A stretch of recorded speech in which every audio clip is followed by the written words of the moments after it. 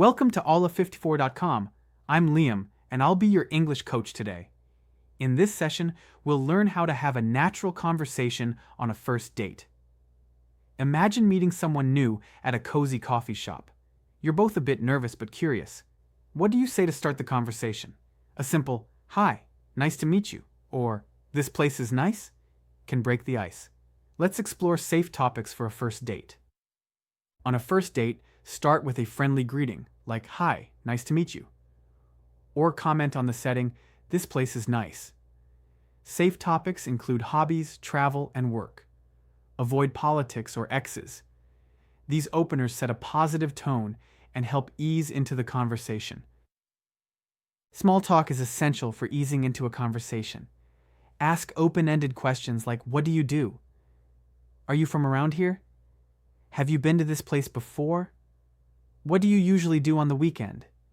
These questions invite more than a yes or no answer, encouraging a natural flow. Practice these questions to build confidence and make your date feel comfortable.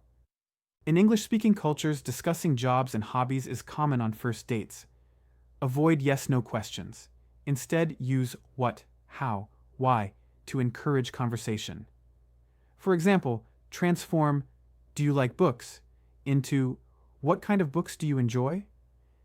This approach invites more engaging and informative responses, making the conversation flow naturally. Listen to a short first date conversation. Notice how they greet each other and ask about the place. Did they sound relaxed? Pay attention to their tone and the questions they use. This will help you understand how to create a comfortable atmosphere on your own first date. Hi, are you Daniel? Nice to meet you. I wasn't sure if I was in the right place. This place is bigger than I expected. I come here sometimes after work. It's quiet, and they make great coffee. Yeah, I'm Daniel. Hi Emma, it's really nice to meet you too. No worries, I just got here a few minutes ago. You're right, it has a good vibe. I've never been here before, but I already like it. The music, the smell of coffee, it's cozy. Totally. I actually discovered it by accident one day, and now it's my go-to spot. So, tell me a bit about yourself. What do you do for work? I work in IT. I'm a software developer. It sounds boring to some people, but I enjoy it. I mostly work from home these days, and I get to focus on creative projects. I've been doing this for about 6 years, ever since I finished university. And what about you? That doesn't sound boring at all. I love it when people enjoy what they do. I'm a primary school teacher, so very different from your world, I guess.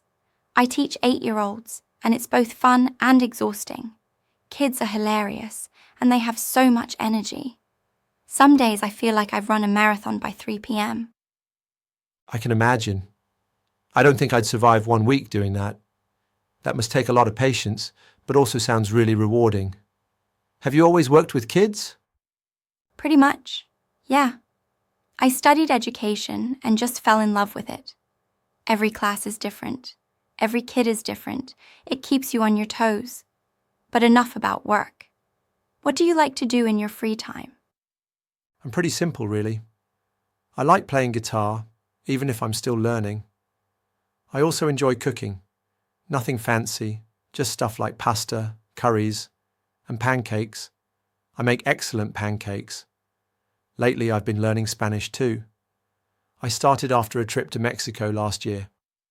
I totally fell in love with the country, the culture, the people, the food, everything. That's awesome. I've always wanted to go to Mexico, and I love that you cook, especially pancakes. I'm into food too. I love baking, and I've recently started making sourdough bread. It's a bit of a process, but it's fun. I can show you a photo if you want. Definitely. I have a weak spot for fresh bread, and I think it's really cool that you bake. Honestly, you sound like someone who enjoys life. I like that. Thanks. I try. I think it's important to enjoy the small things. Anyway, I'm glad we met today. It's not easy to connect with someone new, but this feels nice. Yeah, I agree. I was a little nervous, but I'm really enjoying this. You're easy to talk to, and now I want to try your bread. Deal. I'll make the bread and you bring the pancakes. Maybe second date material? Sounds perfect to me. Okay, let's dive into key questions for first dates. Ask about jobs, backgrounds, and interests. These questions help keep the conversation flowing. Use natural expressions to sound more fluent. Phrases like, "That's interesting," or "Tell me more about that." These short phrases keep the conversation moving and show you're engaged. React naturally, even if you're not perfect. Simple reactions like, "Oh, really?" or "Cool," make a difference. Try saying "cool" in different tones. Genuine, surprised, sarcastic. This helps you sound more engaged and keeps the conversation lively. Remember, it's about being yourself and showing interest in what the other person says.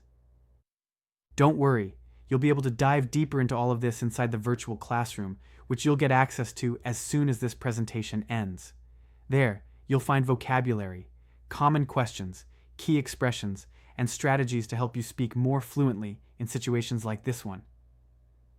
And of course, if you ever have a question, your personal English coach is available Monday to Friday to help you out.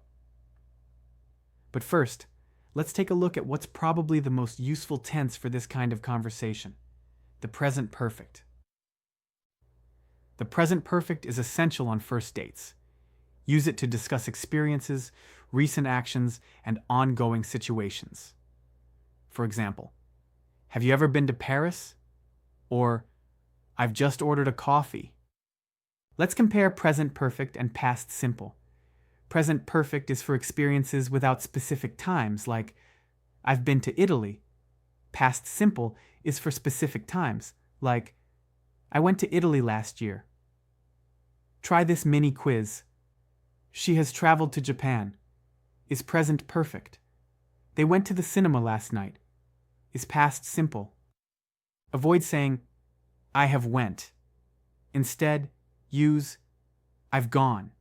Contractions like "I've been" make you sound more natural. "I've lived." "You've met." "He's traveled." "We've known." These small changes help your English sound more fluent and confident. Let's build a conversation step by step. Start with a friendly greeting like, "Hi, nice to meet you." Then ask a question such as, "What do you do?" Share a hobby, "I love hiking," and react with interest, "That's interesting." Practice saying the whole dialogue to feel more confident. Remember, being friendly and natural is key. Smile, show genuine interest, and listen actively.